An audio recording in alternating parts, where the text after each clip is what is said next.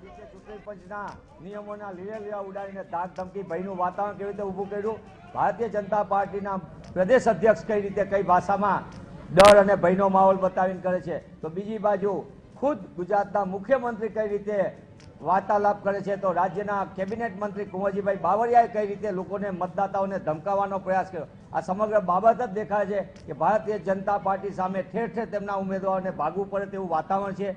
લોકોની જે આક્રોશ છે એ આસમાને છે। ગુજરાતમાં પાણીની વિકટ સમસ્યા એ ભારતીય જનતા પાર્ટીના પાપે છે। ગુજરાતમાં બેરોજગારીની સમસ્યા એ ભારતીય જનતા પાર્ટીના પાપે છે। ગુજરાતમાં ખેડૂતો આત્મહત્યા કરે એ ભારતીય જનતા પાર્ટીની ખેડૂત વિરોધી નીતિના કારણે છે। ત્યારે ગુજરાતમાં ખેડૂત હોય કે યુવાન હોય કે ગુજરાતમાં મહિલા હોય કે સામાન્ય નાગરિક હોય, તમામ ભારતીય જનતા પાર્ટીના શાસનથી ત્રસ્ત છે। ભારતીય જનતા પાર્ટીના નેતાઓ, મળતિયાઓ અને ભ્રષ્ટાચારી લોકો મસ્ત છે।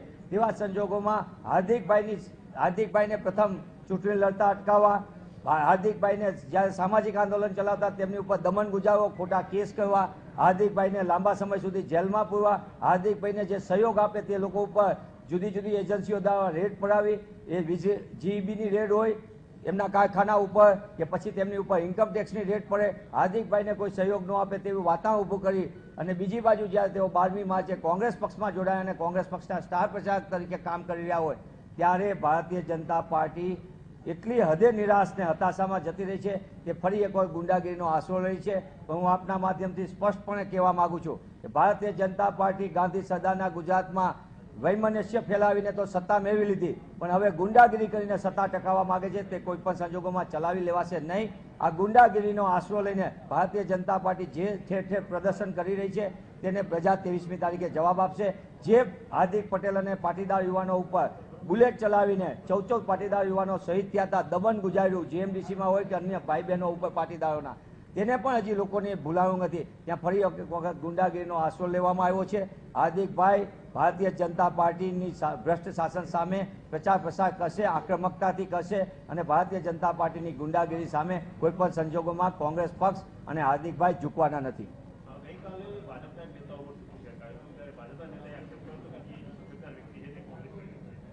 ભારતીય જનતા પાર્ટી ઉપર જૂતા ફેંકાય એટલા માટે કે તેમને અને એમની સાથે બેઠેલા ધર્મેન્દ્ર પ્રધાને જેઓ પેટ્રોલિયમ મંત્રી તરીકે પણ જવાબદારી સંભાળે, એમના ઉપર જૂતું ફેંકાય હું સ્વીકાર નથી કરતો। જાહેર જીવનની અંદર અને લોકતંત્રની અંદર હિંસાનો કોઈ પણ સંજોગોમાં સ્થાન ન હોઈ શકે અને હું એ ઘટનાને વખોડી કાઢું છું, પણ સત્તાધારી પક્ષ ઉપર જ્યારે બેઠા હોય ત્યારે તેમની સામેનો આક્રોશ મને પ્રથમ દ્રષ્ટિએ દેખાય કે દેશમાં જે રીતે વિશ્વમાં ક્રૂડ ઓઇલના ભાવ ઘટ્યા અને પેટ્રોલ ડીઝલના ભાવ છતાં દેશની 130 કરોડ જનતાના ગજવા ઉપર લૂંટ ચલાવવામાં આવી, એ લૂંટની સામે પ્રજાનો આક્રોશ છે, મોંઘવારી સામે લોકોનો આક્રોશ છે। પણ તેમ છતાં હું આપના માધ્યમથી એ સ્પષ્ટ કરવા માંગુ છું કે કોંગ્રેસ પક્ષ કોઈ પણ પ્રકારના હિંસાના કે કોઈ પણ પ્રકારના આવા જૂતા ફેંકવાના બનાવનું સમર્થન નથી કરતી। અમે વખોડી કાઢીએ છીએ, પણ ભારતીય જનતા પાર્ટી માત્ર ને માત્ર ગુંડાગીરીના આધારે સત્તા ટકાવવા માંગે છે, એ એક પછી એક ઘટનાથી સાબિત થઈ રહ્યું છે।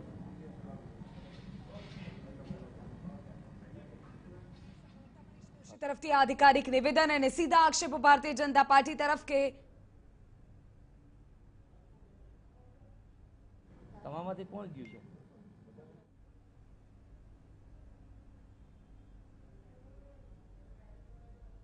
ભાજપ નિરાશ થઈને આ પ્રકારનું કૃત્ય કરાવે છે। ભાજપ જીતી નથી શકતી, સત્તા ટકાવવા માટે ગુંડાગર્દી કરી રહી છે। આ પ્રકારના સ્પષ્ટ આક્ષેપો મનીષ દોશી કોંગ્રેસ પાર્ટીના પ્રવક્તા તરફથી કરવામાં આવ્યા।